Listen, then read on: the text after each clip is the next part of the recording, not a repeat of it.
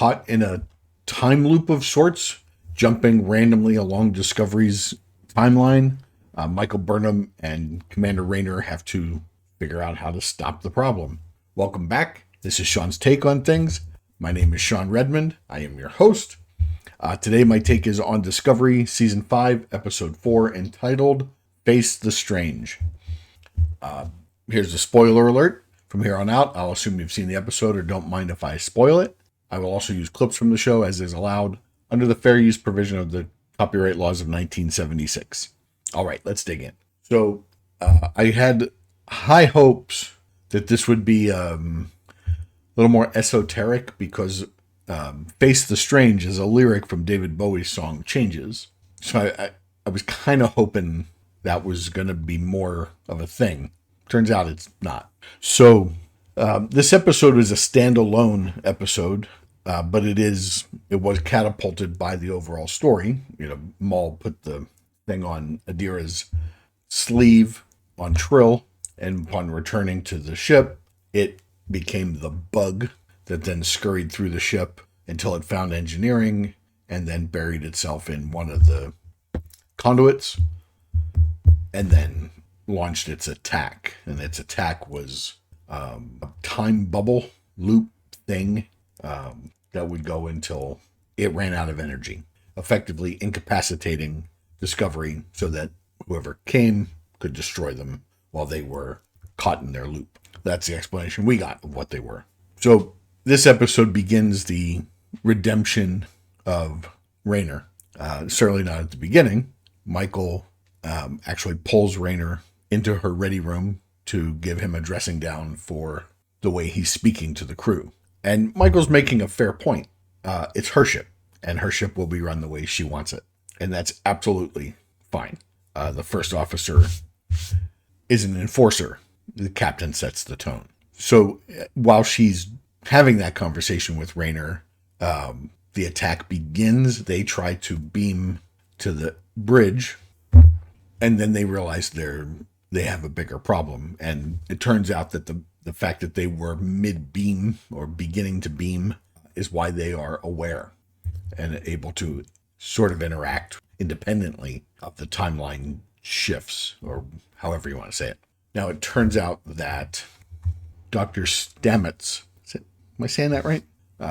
Because of his adjusted DNA, is also aware of the time shifts, but his consciousness from what we consider present, is moving to his own body throughout the different time jumps, where Burnham runs into herself. There's two of her everywhere she goes. Rayner doesn't have that problem because he's actually somewhere else, but there would be two of him.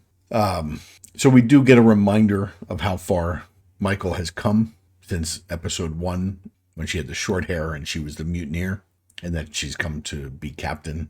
So Rayner gets to see that as well, that, redemption is possible from where Michael was to where she is now. We get to see some lost friends return because we jump back to the time that they were there.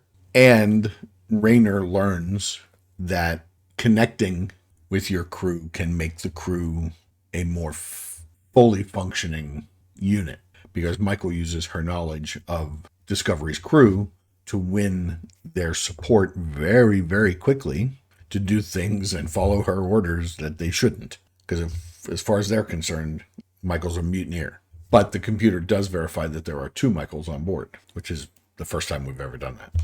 So at the end of the episode, we do see Rayner congratulate the crewman on his thinking, because it turned out he was right. And Rayner had slapped him down and put him back in his lane. But we see that Rayner has learned and he's progressing. So we do get at the end, we get a computer scanner hit that Maul and Locke's ship is incoming, and then it's gone. So they were coming for the kill because they were going to be caught in this loop. And then they saw that Discovery wasn't in the loop, and then they split, I assume. And that's really it. That's all we did in this episode, was take Rayner on a tour of Michael's life on Discovery so that he could be a better guy. Not my favorite episode this year, and there's only been 4.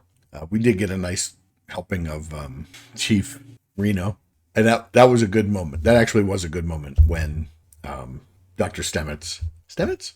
Let me look that up. Where are you? Paul Stamets. Yeah, all right. Just feels weird when I'm saying it.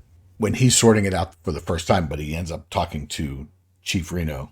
And Chief Reno says, "Are you caught in a time loop?" And there's that moment where you're like, "Oh, are we going to do that?" Where she just figured it out. And she's like, "No, I'm just kidding. I'm just messing with you." And then they go on about their day. But that was a good moment, set up by the fact that Commander Reno has a distinct personality. We know the kind of things they say. So what do you think? Did you like this episode? I thought the writing was kind of weak. It was, I thought we'd go a few more episodes before we got filler. I mean, we do have the moment where, as far as Raymer's redemption starts, he does stick his hand in the time vortex. And we do see that he has some lingering things. I don't know if that's going to be a thing. So, that's really it. Let me know what you think of this episode and the others. I'm looking forward to next week. Because when we stay on pace with the race for the archaeological find of the Progenitors tech, we're going to be okay. It's these one-off filler episodes that we're having trouble with. So I won't keep you any longer. Do check the community tab from time to time. I'm going to post some things there. Going to pick up the TV show Dark Matter from Apple TV Plus in a few weeks. That looks like it's going to be a good one. But let me know what else you're watching. Right now, I'm just doing Discovery, waiting for the next thing to start. All right. I'm Sean. This is Sean's Take. See you next time.